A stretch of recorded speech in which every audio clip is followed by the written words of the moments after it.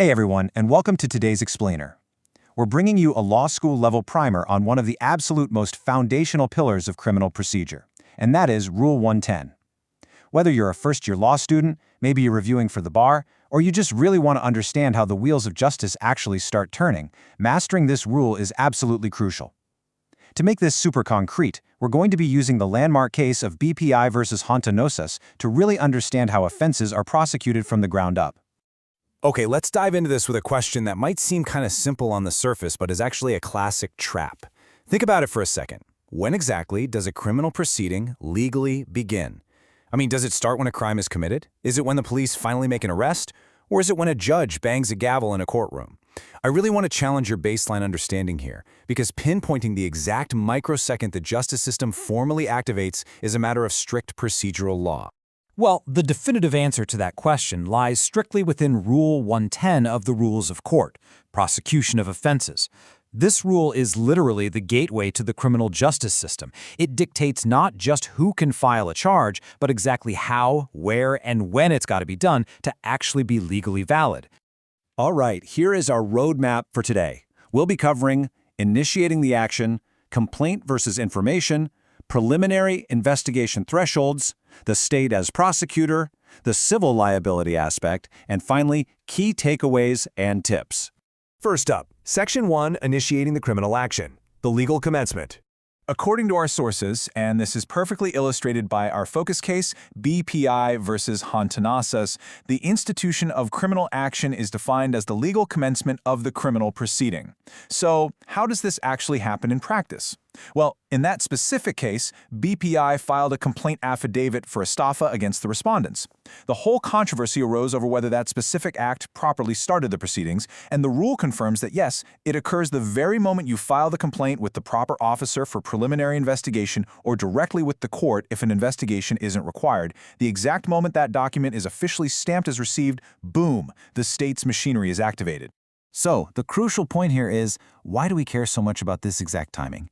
Because it tolls the prescriptive period. Now, tolling basically just means it pauses or stops the clock.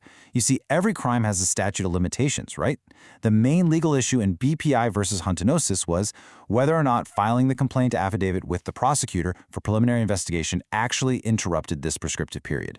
The respondents naturally wanted the case dismissed, arguing the clock was still ticking, but the Supreme Court ruled a definitive yes. The ratio decidendi. The core reason for the ruling is that properly instituting the action under Rule 1010 by filing that initial complaint stops the countdown clock dead in its tracks. Moving right along, Section 2, Complaint versus Information, the vehicles of prosecution. Let's look at the structural differences between these two foundational documents. A complaint is a sworn written statement, but who actually signs or subscribes to it? It's the offended party, any peace officer, or a public officer charged with enforcing the law. And information, on the other hand, is the formal accusation filed directly in court. And who signs the information? The prosecutor. Think of it like this. The complaint is the initial spark initiated by the victim or police, just like BPI did when they filed their complaint. And the information is the fire that's officially brought to the judge by the state. Now, looking directly at the textbook highlights for Section 2 on your screen, notice how it specifically points out that both documents absolutely must be in writing, they must be in the name of the people of the Philippines, and against all persons who appear responsible. You can't just walk into a court and orally accuse someone.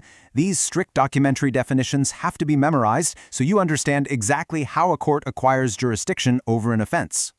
Building on that, Section 4 highlights a really vital constitutional guarantee regarding the information. The Constitution explicitly demands that an accused person has the right to be informed of the nature and cause of the accusation against him. That is the entire fundamental purpose of these documents. An accused literally cannot mount a proper defense if the state doesn't clearly and formally write down exactly what they're being accused of doing. All right, Section 3, Preliminary Investigation Thresholds, the gateway to the courts. Okay, you have to know your numbers perfectly here. When is a preliminary investigation, which is essentially a prosecutorial screening to see if there's probable cause, when is that actually mandatory? The threshold is when the offense is punishable by at least 4 years, 2 months, and 1 day.